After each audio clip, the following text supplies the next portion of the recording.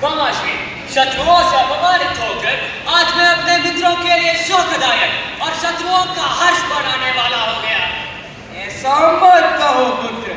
जो राजा बहुतायत, आलसी, दुर्व्यसनवश विषयों में फंसा होता है, उसे प्रजा अपना स्वामी नहीं स्वीकार करती है। जब स्त्रियों के सामने तीन बाग से बंद कर गंधर्वों के वश में पड़ गया, उन्हीं दुष्ट पांडवों ने बंधन से छुड़ाया और जीवन दान प्रदान किया। हाँ, इससे बड़ा अपमान क्या हो सकता है मामाश्री? ये सब अब भी तुम्हारे सेवक के मन में जीवन बिताते हैं, इसलिए मन में प्रसन्नता लाओ मित्र। नहीं, मुझे धन, सुख, ऐश्वर्य, शासन और वो किसी की भी आवश्यकता नहीं है। तुम लोग यहाँ से चले जाओ।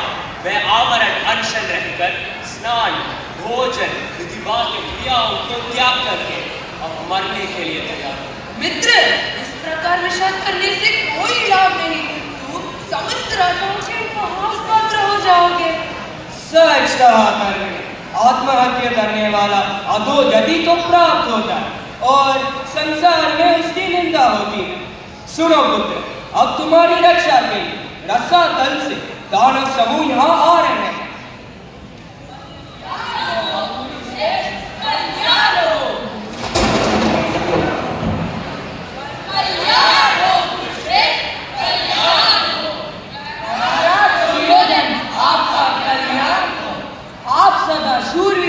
महापुरुष से घिरे रहते हैं, फिर आपने यह आमरण उपवास करने का साहस क्यों किया? अब मनुष्य नहीं, दिव्य पुरुष है। हम एक सत्य बताते हैं। पूर्व काल में हम लोगों ने तपस्या द्वारा भगवान शंकर की आराधना करके आपको प्राप्त किया था। आपके शरीर का पूर्व भाग जो नाभि से ऊपर है, वज्र समूह से बना हुआ है। इस प्रकार आपका शरीर देवी पार्वती के साथ साक्षात भगवान महेश्वर संगठित किया है। इसलिए आपको शोक करने की कोई आवश्यकता नहीं है। आप सुनिए, पराजित होकर शत्रुओं से जीवन दान पाकर अब जीवित रहना कदापि अच्छा नहीं है। आप कृपया धैर्य धारण कीजिए महाराज। कहिए क्या चाहिए आपको? मृत्यु, उस दुष्ट पांडवों का मृत्यु चाहिए। प्रिय पुत्र, आप विचार न करें। हम अथर्ववेद में प्रतिपादित मंत्र विद्या में निपुण हैं और हम अपने मंत्र तंत्र और हवन क्रिया से अद्भुत राक्षसी कृत्या को उत्पन्न करेंगे। आपके आशा पूर्ति हेतु काम करेगी। सुनो मित्र, यह समय शोक मनाने, भयभीत होने को मरने का नहीं। आओ प्रिय पुत्र, छोड़ दो उस उपवास को। अब हम इस यज्ञ में सम्मिलित हो जाएंगे।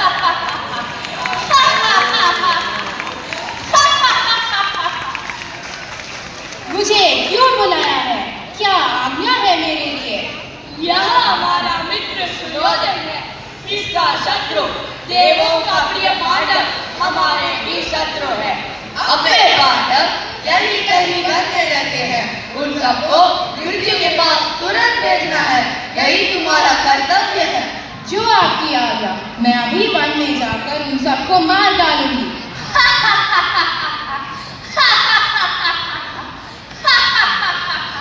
हे नरेश, अब आप समाधान के साथ हस्तिनापुर की ओर प्रस्थान कीजिए।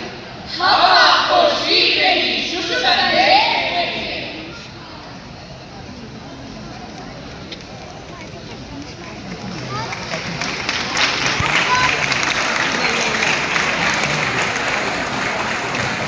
Which is your son?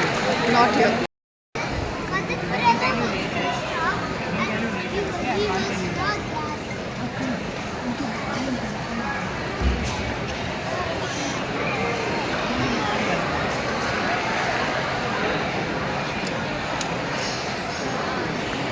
one लोग is mine. देखिए कितना Second is सुंदर blue. है ये कानन। निस्संदेह अभी रमणीय है यह वेदम।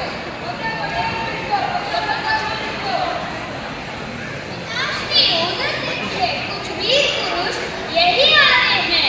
ये तो पागल है, हमारे सौभाग्य से वे सब यही आ रहे हैं। पकड़ो इस मृग को। अब यश मत बुझाइए, कहिए क्या हुआ? आप लोग उधर देखिए, वह मृग अग्नि सहित मंथन काश को लेकर भागता है। महाराज युधिष्ठिर, तुम सब उस महामृग के पास पहुंचो और वे दोनों काश ले आओ। हाँ, जिससे मेरा अग्निहोत्र कर्म लुप्त न हो। अब आश्रम जाए, हम मृग के पीछे जाकर काश ले आएंगे। वीर पांडवों, कल्याण हो।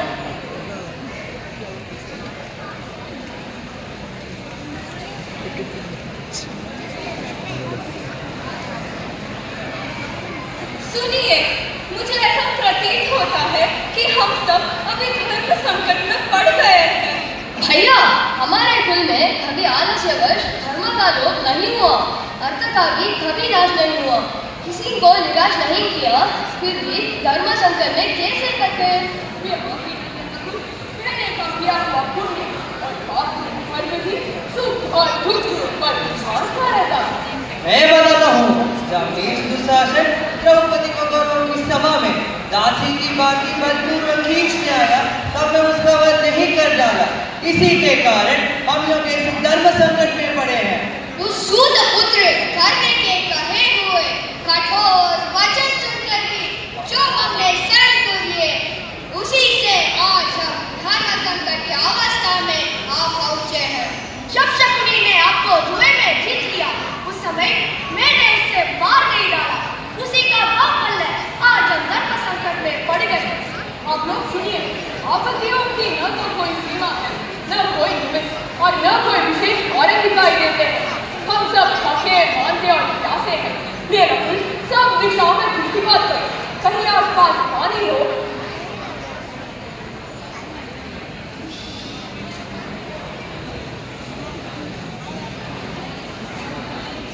भैया, मैं पास ही अत्यधिक वृक्ष देख रहा हूँ, जो जल के किनारे ही होती है। सारसों की आवाज भी सुनाई देती है। निस्संदेह यहाँ आसपास ही कोई जलाशय है। प्रिय नकुल, तुम शीघ्र जाओ, कर्कशों में पानी भर रहा है। हम सब उधर पेड़ के नीचे विश्राम लेते हैं। मैं अभी जाकर लाता हूँ भैया।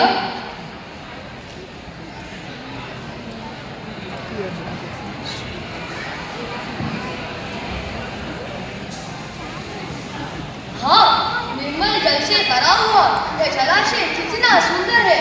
मैं अभी जल पीकर भाइयों को भी ले जाऊंगा।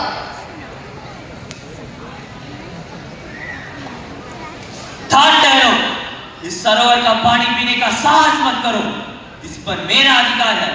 पहले मेरे प्रश्नों का उत्तर दे दो, फिर जल पियो और ले भी जाओ।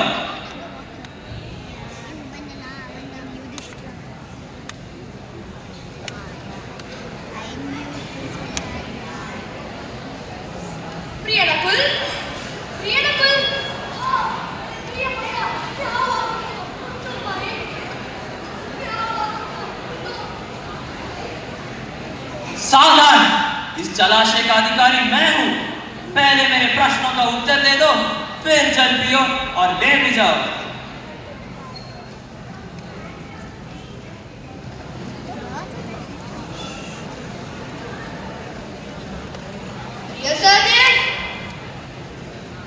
प्रिय नकुल, क्या हुआ? तुमको किसने मारा? मैंने मारा भारत। मैं इसी क्षण शब्द वेदास्त्र का प्रयोग करके उस दुष्ट शत्रु को अवश्य मारूंगा। शारीरिक शक्ति पाने के लिए मैं खुद पानी पीता हूँ पहले। रुको बात, पानी पीने का साहस मत करो। पहले मेरे प्रश्नों का उत्तर दे दो, फिर जल पियो और ले भी जाओ। कौन हो तुम मुझे रोकने के लिए?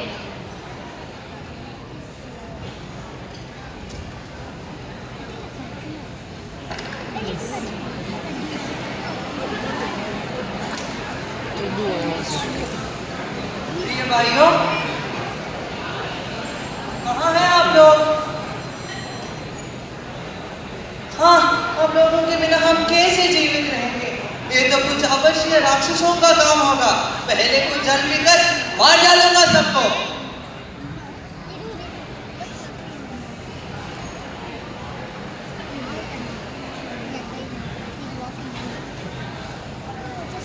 पानी पीने का साहस मत करना।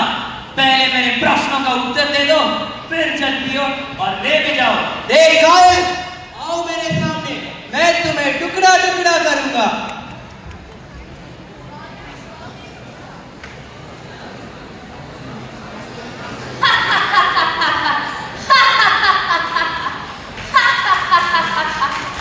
कहाँ है ये पांडव? क्या आपको मालूम है? बताओ। अरे वहां सब विश्राम कर रहे हैं। अरे हाँ, विश्राम नहीं, सब मर चुके हैं। तो अवश्य युधिष्ठिर और द्रौपदी भी इनके पहले ही मर चुके होंगे। हाँ, बिना प्रयत्न मेरा काम समाप्त हो गया।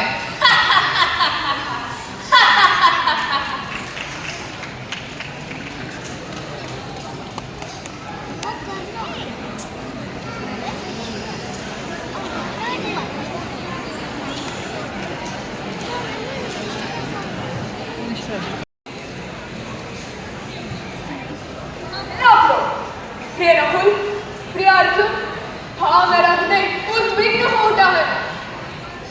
हाँ, ये सब क्या हो गया? पुत्रों, हमारे वीरों को किसने मार गिराया है?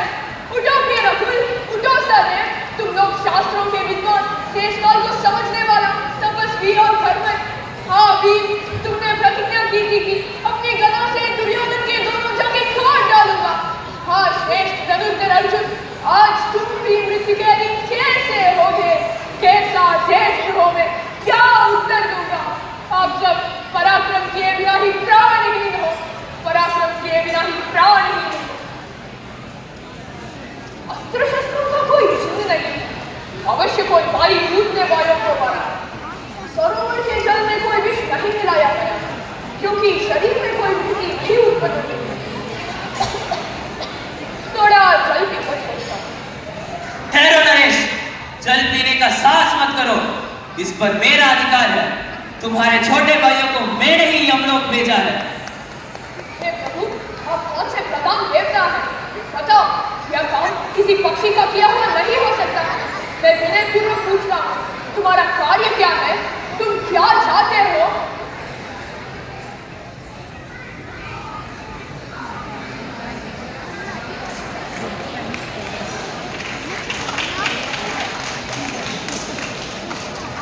पुत्र, कल्याण हो।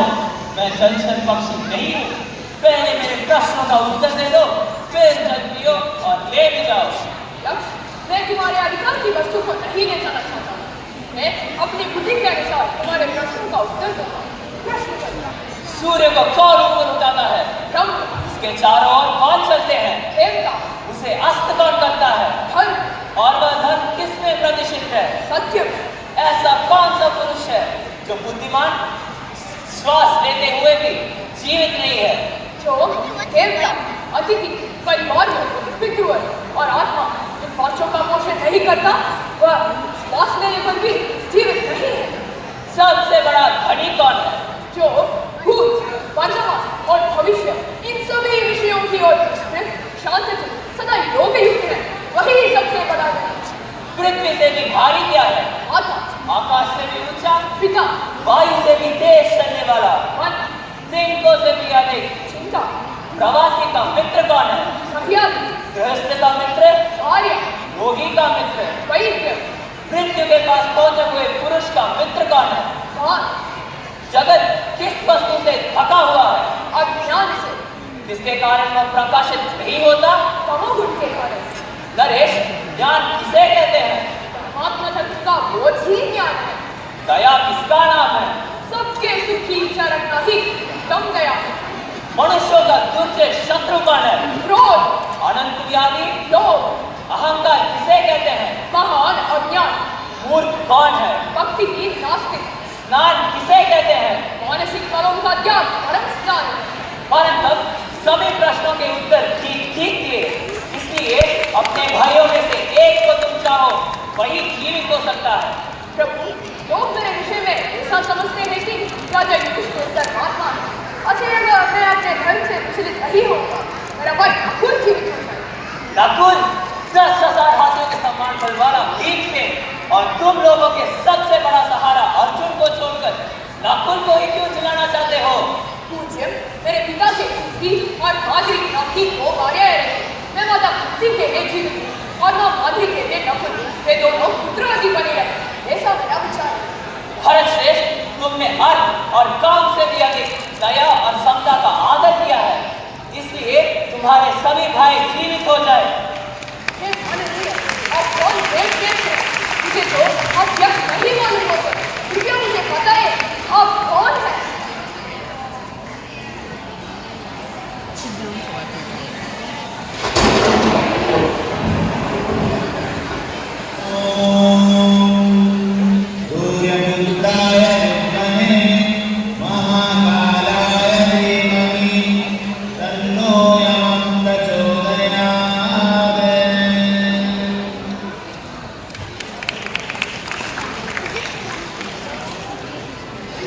प्रिय पुत्र, मैं तुम्हारा जन्मदाता पिता धर्मराज हूँ।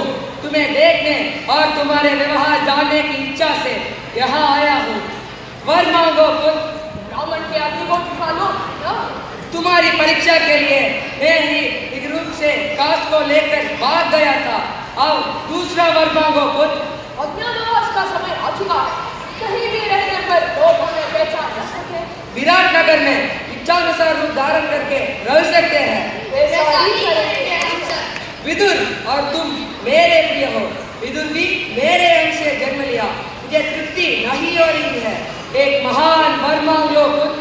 पिताश्री, मुझे ऐसा वर दीजिए कि मैं क्रोध, मोह और लोभ को जीत सकूं तथा ज्ञान, तप और सत्य में मेरा मन लगा रहे। मैं प्रसन्न हूँ पुत्र। मैं तुम्हें अभिष्ट वर प्रदान करता हूँ। कल्याण हो।